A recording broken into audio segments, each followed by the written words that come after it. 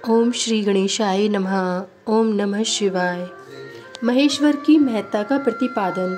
वायु देवता कहते हैं, महर्षियों, इस विश्व का निर्माण करने वाला कोई पति है जो अनंत रमणीय गुणों का आश्रय कहा गया है। वही पशुओं को पाश से मुक्त करने वाला है। उसके बिना संसार की सृष्टि कैसे हो सकती है, क्योंकि पशु अज्ञानी और पाश अचेतन है। प्रधान परमाणु आदि जितने भी जड़ तत्व हैं, उन सब का कर्ता वह पति ही है। यह बात स्वयं समझ में आ जाती है।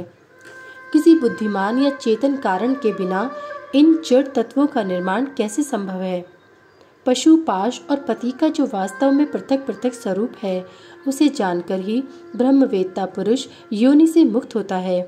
क्षर और अक्षर ये दोनों एक दूसरे से संयुक्त होते हैं।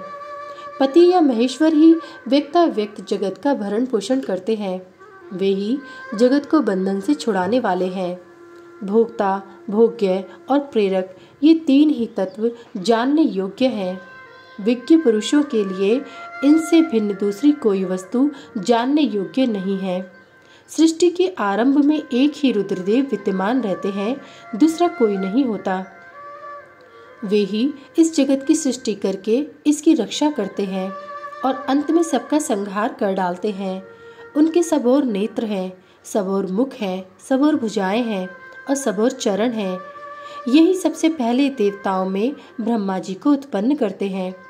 श्रुति कहती है कि रुद्रदेव सबसे श्रेष्ठ महान ऋषि हैं। मैं इन महान अमृत स्वरूप अविनाशी पुरुष परमेश्वर को जानता हूँ। इनकी अंग कांति सूर्य के समान है।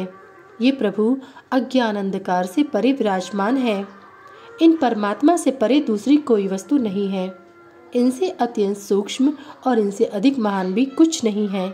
इनसे यह सारा जगत परिपूर्ण है। इनके सब और हाथ, पैर, नेत्र, मस्तक, मुख और कान हैं। ये लोक में सबको व्याप्त करके स्थित हैं। ये संपूर्ण इंद्रियों के विषय को जानने वाले हैं, परंतु वास्तव में सब इंद्रियों से रहित हैं। सबके स्वामी, शासक, शरणदाता और सुहृद हैं। ये नेत्र के बिना भी देखते हैं और कान के बिना भी सुनते हैं। ये सबको जानते हैं, किंतु इनको पूर्ण रूप से जानने वाला कोई नहीं है। इन्हें परम पुरुष कहते हैं। ये अणु से भी अत्यंत अणु और महान से भी परम महान है। ये अविनाशी महेश्वर इस जीव की हृदय गुफा में निवास करते हैं। एक साथ रहने वाले दो पक्षी एक ही वृक्ष शरीर का आश्रय लेकर रहते हैं। उनमें से एक तो उस वृक्ष के कर्मरूप फलों का स्वाद लेकर उपभोग करता है, किंतु दूसरा उस वृक्ष के फल का उपभोग न करता हुआ केवल देखता रहता है। जीवात्मा इस वृक्ष के प्रति आसक्ति में डूबा हुआ है, अतः मोहित होकर शोक करता रहता है। वे जब कभी भगवत कृपा से भक्त सेवित परम कारण रूप परमेश्वर का और उनकी महिमा का साक्षात्कार कर लेता है, तब शोक रहित हो सुखी हो जाता है। छंद, यज्ञ, क्रतु तथा भूत, वर्तमान और भविष्य संपूर्ण विश्व को वह मायावी रचता है और माया से ही उसमें प्रविष्ट होकर रहता है। प्रकृति को ही माया समझना चाहिए और महेश्वर ही वह मायावी है। ये विश्वकर्मा महेश्वर ही परम देवता परमात्मा है, जो सबके हृदय में विराजमान है। उन्हें जानकर ही पुरुष परमानंद में अमृत का अनुभव करता है। ब्रह्मा से भी श्रेष्ठ असीम एवं अविनाशी परमात्मा में विद्या और अविद्या दोनों गूढ़ भाव से स्थित है। विनाशशील जड़ वर्ग को ही यह अविद्या कहा गया है और अविनाशी जीव को विद्या नाम दिया गया है, जो उन दोनों विद्या और अविद्या पर शासन करते हैं। वे महेश्वर उनसे सर्वथा भिन्न विलक्षण हैं। ये प्रतापी महेश्वर इस जगत में समष्टिभूत और इंद्रिय वर्ग रूप एक एक जाल को अनेक प्रकार से रचकर इसका विस्तार करते हैं। फिर अंत में संहार करके सबको अनेक से एक में परिणत कर देते हैं तथा पुनः सृष्टि काल में सबकी पूर्ववत रचना करके सब पर आधिपत्य करते हैं। जिसे सूर्य अकेला ही ऊपर नीचे तथा अगल बगल की दिशाओं को प्रकाशित करता हुआ स्वयं भी दीप्यमान होता है, उसी प्रकार ये भजनीय परमेश्वर अकेले ही समस्त कारण रूप पृथ्वी आदि तत्वों का नियमन करते हैं। श्रद्धा और भक्ति के भाव से प्राप्त होने योग्य आश्रय रहित कहे जाने वाले, जगत की उत्पत्ति और संहार करने वाले कल्याण स्वरूप एवं 16 कलाओं की रचना कर उन महादेव जी को जानते हैं। वे शरीर के बंधन को सदा के लिए त्याग देते हैं, अर्थात जन्म मृत्यु के चक्कर से छूट जाते हैं।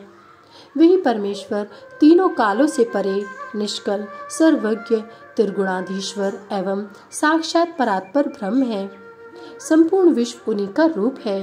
वे सबकी उत्पत्ति के कारण होकर भी स्वयं अजन्मा है, स्तुति के योग्य है, प्रजाओं के पालक, देवताओं के भी देवता और संपूर्ण जगत के लिए पूजनीय है। अपने हृदय में विराजमान उन परमेश्वर की हम उपासना करते हैं, जो काल आदि से परे, जिनसे यह समस्त प्रपंच प्रकट होता है, जो धर्म के पालक, पाप के नाशक, भोगों के स्वामी तथा संपूर्ण विश्व के धाम है, जो ईश्वरों के भी परम महेश्वर, देवताओं के भी परम देवता तथा पतियों के भी परम पति हैं। उन भुवनेश्वरों के भी ईश्वर महादेव को हम सबसे परे जानते हैं। उनकी शक्ति रूप कार्य और इंद्रिय तथा मन रूपी कारण नहीं है। उनके समान और उनसे अधिक भी इस जगत में कोई नहीं दिखाई देता। ज्ञान, बल और क्रिया रूप उनकी स्वाभाविक पराशक्ति वेदों में नाना प्रकार की सुनी गई है। उन्हीं शक्तियों से इस संपूर्ण विश्व की रचना हुई है। उसका न कोई स्वामी है, न कोई निश्चित चिन्ह है, न उस पर किसी का शासन है। वह समस्त कारणों का कारण होता हुआ ही उनका अधीश्वर भी है। उनका न कोई जन्मदाता है, न जन्म है, न जन्म के माया मालादि हेतु ही है। वह एक ही संपूर्ण विश्व में समस्त भूतों में गुह रूप में व्याप्त है। वही सब भूतों का अंतरात्मा और धर्माध्यक्ष कहलाता है।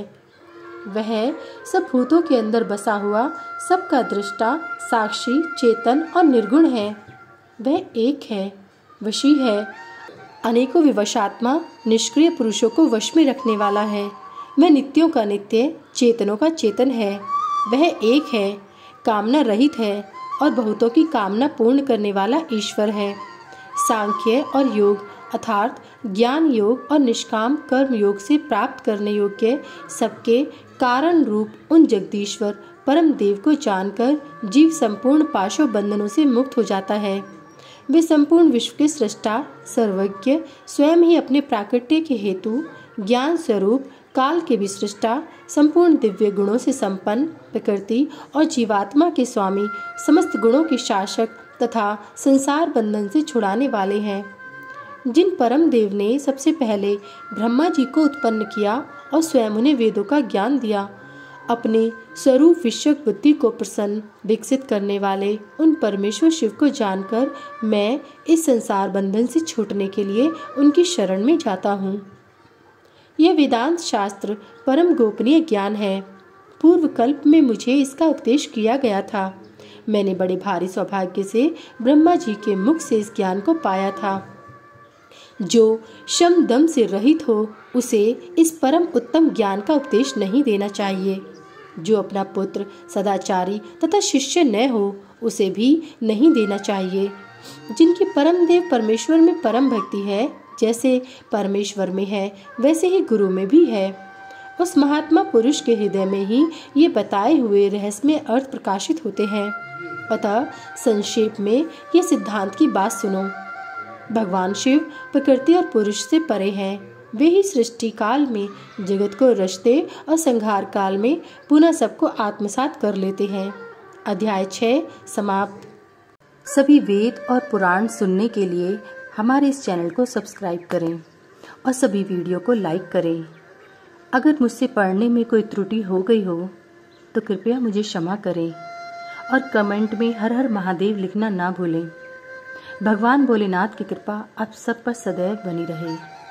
हर हर महादेव। जय भोलेनाथ।